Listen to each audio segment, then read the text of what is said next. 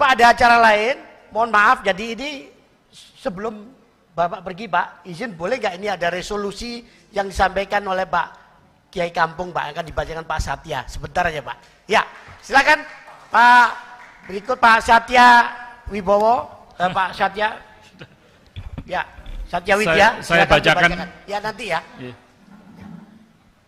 Yang saya hormati Pak Prabowo Subianto selaku calon Presiden Republik Indonesia 2024-2029, izinkan kami untuk membacakan mujadalah Kiai Kampung yang merupakan hasil dari diskusi langsung para Kiai Kampung dengan masyarakat yang paling bawah, Bapak.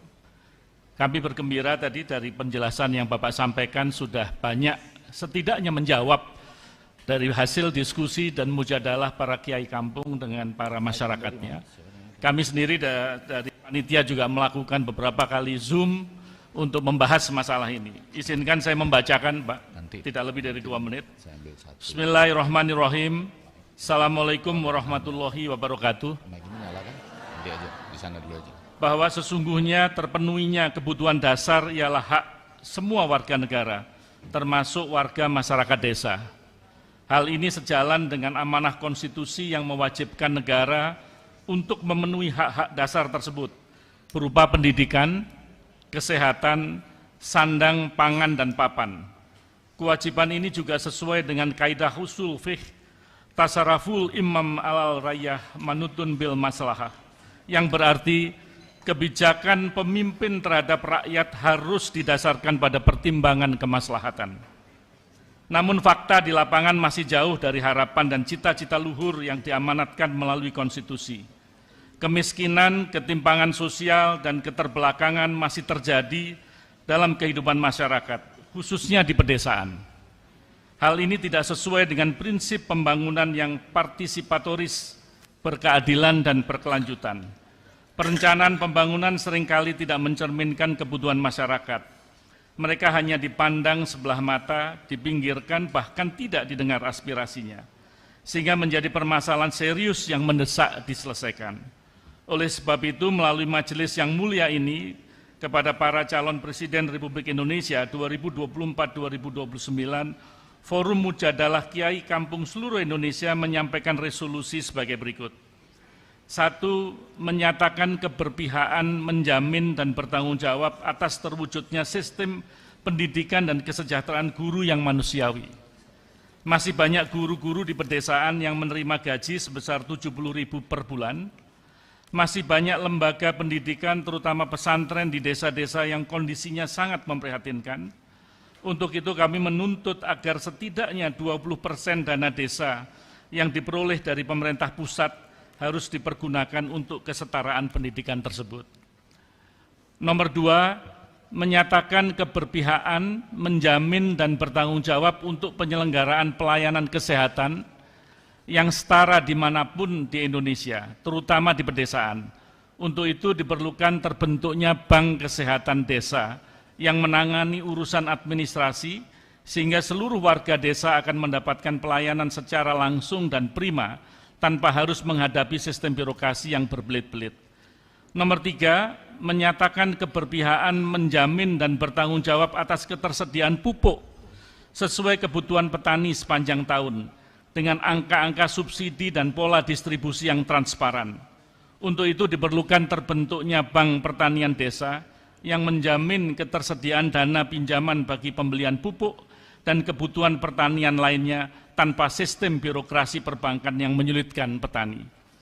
Untuk mewujudkan ketiga butir resolusi tersebut, berikut solusinya.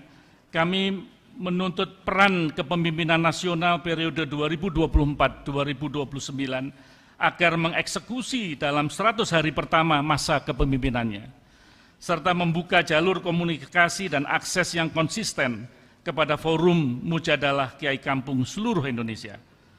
Hal ini dimaksud untuk meningkatkan sinergi dan evaluasi yang akuntabel, berkeadilan, berkelanjutan demi terwujudnya negara Republik Indonesia yang baldatun thayyibatun warabun ghafur, negara sejahtera yang penuh rahmat dan ampunan Tuhan. Wallahul muwaffiq illa al-qamitorik. Wassalamualaikum warahmatullahi wabarakatuh. resolusi Kastil ditempatkan di Malang, ditandatanganin bersama dan seksama oleh Kiai Kampung seluruh Indonesia, Malang 4 Jumadil Awal 1445 Hijriah, 18 November 2023. Demikian Pak yang bisa kami sampaikan, mudah-mudahan bisa diterima dengan baik. Terima kasih. Oke, Bapak sekalian mohon maaf karena Bapak Prabowo ini mau segera meninggalkan tempat karena jalan lain. Jadi ini 2 pertanyaan. Silakan Pak Effendi. Tes. Ya, satu yai dan satu nyai ya. Boleh ya?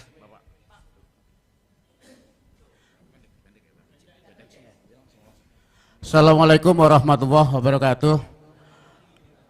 Pak Prabowo yang kami hormati, saya langsung ke pertanyaan Pak, karena saya tahu Bapak ada acara lagi di pesantrennya almarhum Kiai Hasyim Musyadi. Ya, saya langsung Pak, saat pemilu ini selalu Kiai Kampung itu hanya menjadi alat kepentingan suara. Ya. Jadi setelah terpilih jarang ingat Pak pada Kiai Kampung, baik yang ngajar di musola, di madrasah, di masjid dan TPA serta pesantren-pesantren yang kecil di pedalaman. Tokoh agama ini di tingkat perdesaan jarang diperhatikan. Jadi kadang-kadang lewat masa idah Pak, lupa. Ini selalu. Tetapi setiap musim pemilu begini dikumpulkan, silaturahim. Maka kami butuh apa solusinya jika Pak Prabowo terpilih nanti di 2024. Terima kasih. Wawal muafiq ila aqwamit thoriq. Wassalamualaikum warahmatullahi wabarakatuh. Ini setengah katanya, setengah aja, setengah. Oke, terima kasih Pak Prabowo. Saya ingin menanggapi slide yang dari Bapak tadi tentang istilah makan siang di Pompes dan di sekolah. Kami punya pesantren, kami tidak setuju kalau ada santri peserta didik dapat beasiswa, sebenarnya nggak setuju saya. Itu mendidik seakan-akan guru pesantren yang membutuhkan santri, bukan santri yang membutuhkan pesantren. Jadi Bapak, kalau jadi Bapak mau ngasih ikan atau mau ngasih pancing? Itu yang penting Pak. Kalau kasih ikan kami tidak butuh, itu menjadikan peserta menjadi nakal. Tapi kalau dikasih pancing, insya Allah nanti apa yang disampaikan Bapak akan berhasil. Ibu satu ya. Assalamualaikum. Ada dua. Ini pada tadi Pak, dari tadi ini. Satu. Assalamualaikum warahmatullahi wabarakatuh. Terima kasih. Saya ingin titip beberapa hal Pak, di saat nanti Bapak insya Allah akan terpilih menjadi presiden. Satu, dipermudah regulasi masalah perizinan ekspor. Kenapa? Kalau tadi Bapak paparkan masalah itu tentang nikel dan segala macam, di sini tidak ada Pak. Di sini adanya pohong. Itu bisa diekspor, tapi kita tidak tahu bagaimana regulasi dan perizinannya. Itu aja Pak, terima kasih. Ya, langsung. Jawab. Saya jawab yang terakhir dulu ya. Maksud Ibu apa?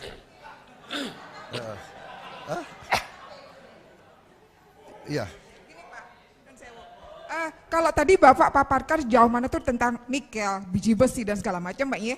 Kalau di Malang, non sewu, hal itu tidak ada. Yang ada di sini adanya ketela pohon dan lain sebagainya. Itu pun juga bisa menjadi yang diekspor. Tapi kita tidak tahu bagaimana caranya. Jadi regulasinya dipermudah dan pendidikan untuk itu bisa dipermudah. Ya, jadi Bu, Malang kan bagian dari Indonesia. Iya kan? Malang membutuhkan sekolah, membutuhkan rumah sakit, membutuhkan aspal. Memang di Malang nggak ada aspal, aspalnya dari Buton. Jadi kita ini satu kesatuan. Kita satu bangsa dan satu negara. Jadi ini semua adalah untuk membiayai guru-guru yang Bapak tadi mengeluh dan merasakan penghasilan kita kurang. Kan begitu. Bagaimana kita meningkatkan? Bapak tanya solusi. Solusinya adalah untuk meningkatkan penerimaan uang. Baru kita bisa perbaiki kondisi hidup guru, dokter, perawat, semuanya kita perbaiki. Kalau nggak ada penerimaan bagaimana? Kalau kekayaan kita mengalir terus ke luar negeri bagaimana? Ya Bu ya. Jadi saya mengerti. Ketela, singkong, sangat strategis. Mungkin singkong kita butuh untuk Indonesia juga. Ya kan? Karena kita sekarang import gandum. Padahal gandum tidak bisa kita tanam di Indonesia. Ya, jadi saya kira itu jawabannya ya. Jadi kita tidak bicara Malang saja. Nggak bisa. Ya, jadi kira-kira bisa Bapak bisa mengerti nggak? Bagaimana ada seorang calon pemimpin atau pemerintah yang hanya janji-janji saja? Ya kan, saya akan perbaiki semua gaji guru-guru di semua. Bagaimana? Uangnya dari mana? Makanya saya jelaskan, uangnya dari sini. Kekayaan harus kita kelola. Harta kita harus kita kelola dengan baik. Kita akan jadi negara sangat makmur.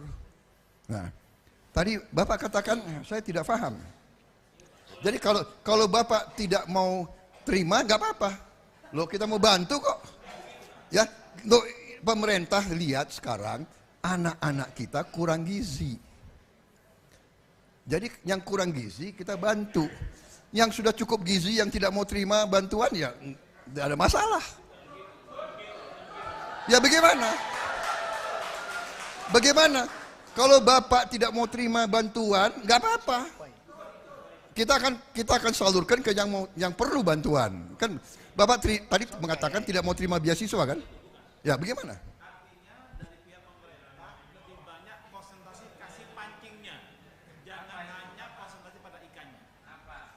Oh, pasti kita lebih senang kasih pancing.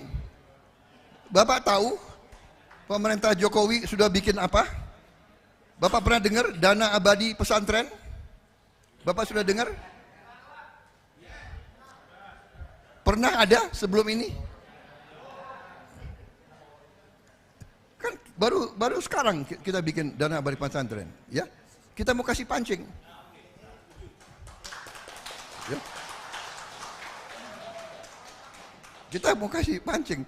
Pemerintah Pak Jokowi sudah mencabut 2.600 izin tambang siup, dicabut dari swasta-swasta dan sudah diberikan, yang pertama diberikan kepada PBNU. Yang pertama. Itu pancing-pancing yang akan dibagi. Iya kan?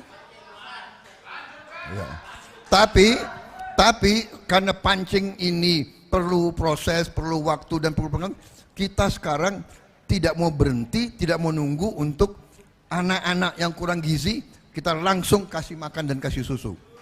Ya. Tapi untuk orang-orang anak orang kaya nggak perlu lagi, ya nggak usah dipaksa, ya kan? Mereka mungkin sudah makannya lebih enak. Oke, terima kasih.